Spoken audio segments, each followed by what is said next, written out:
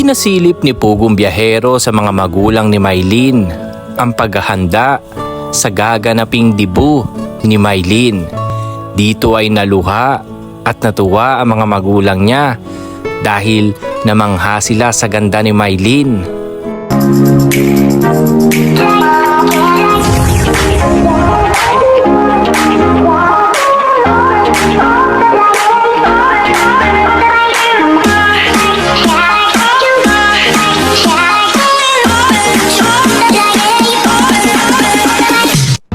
Kamakailan lamang ay pumunta si Pugong Biyahero sa bahay ni na Mylene upang bisitahin ang mga magulang nito at ipasilip ang paghahanda sa magaganap na dibu ni Mylene. Nabanggit nga din ni Pugong Biyahero na pauwi si Mylene sa kanila ngayong April 25. At ilang araw na lamang po ay babalik na ulit dito si Mylene para sa kanyang bakasyon. Last year hindi sila umuwi, every other year siya umuwi. So ngayon lang ulit siya uuwi at ihahatid natin siya ngayong April 25. At nabanggit din ni Pugong Biyahero na hindi masyadong magtatagal dito si Mylene sa pagbabakasyon.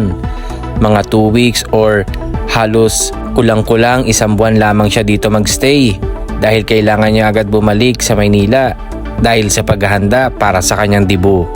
Full support nga sina Teacher Nida at Tito Herns TV sa paggabay para kay Mylene sa gaganaping dibu niya.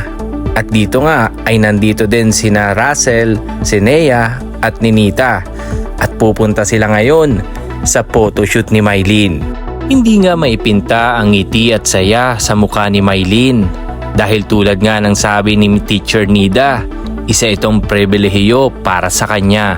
Nakasisiguro ako na marami nag-aabang sa big event na to sa dibu ni Mylene.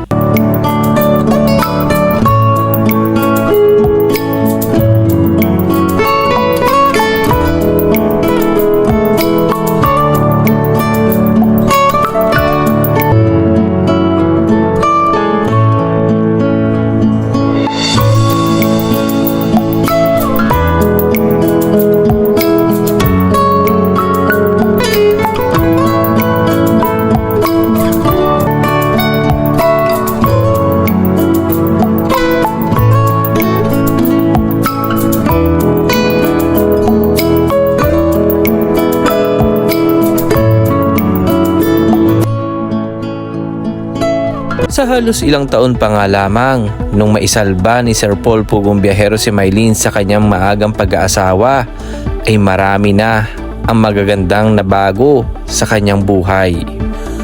Nabanggit din ni Pugong Biyahero na ang mga magulang ni Mylene ay pupunta rin ng Maynila upang masaksihan ang gaganaping dibu ni Mylene.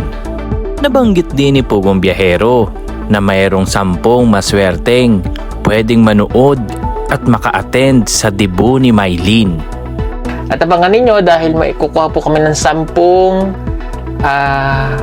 lucky charity viewers and followers natin na makaka-attend po sa mismong dibu po nila ni Mylene. No? I-ano namin yan. So, i-announce ko na lang kung paano yung mechanics na gagawin natin. Na po, ila-live ko yon tapos pipili kami bubunot, no? Nung within Metro Manila lang kasi iba baka malayo eh, no? Ayan, yung within Metro Manila, like for example, Quezon City, basta yan, NCR, na makaka-attend. Ano po, ayan, at i-announce namin kung saan yung lokasyon nung gaganapin pong dibu po ni Mylene. Kinausap nga din ni Pugong Biyahero ang kapatid na lalaki ni Mylene dahil high school na nga ito at ang gusto ni Pugong Biyahero ay mag-aral ito na mabuti upang nang sa ganun ay makapag-aral din siya sa Laguna at doon na ito pag-aarali ni Pugong Biyahero kasama ang kanyang ate Mylene. Ganito lang yung dati kay Angelo. Oh. Mag-eskwela og tarong ha. Grade 11 and 12. Galingan mong pag-aaral mo dito. Doon ka na mag-aaral saan sa Laguna ha. Naintindihan mo ako? Opo. Oh. Kailangan lang nakita ko sa grade mo walang line of 7 karong susunod na pasukan. Kapag may nakita akong line of 7 doon, hindi ka doon mag-aaral. Ha? Naintindihan mo? Opo. Ayoko na makikita kita nagbumotor dyan kung saan ka napunta. Kasi mamaya ma-aksidente ka, hindi alam ng magulang mo, di doble pahirap na naman sa magulang magkagastos. Kahit nagbanggit na si Pugong Biyahero na magiging escort ni Mylene sa kanyang debut, ay hanggang ngayon ay palaisipan pa rin talaga ang pinali kung sino talaga magiging escort ni Mylene.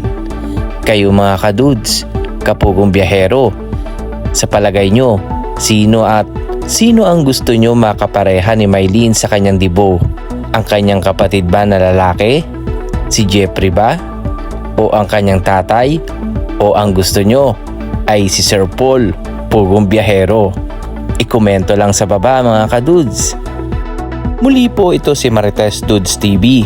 Yan po muna ang update natin sa ngayon. Hanggang sa muli, bye-bye!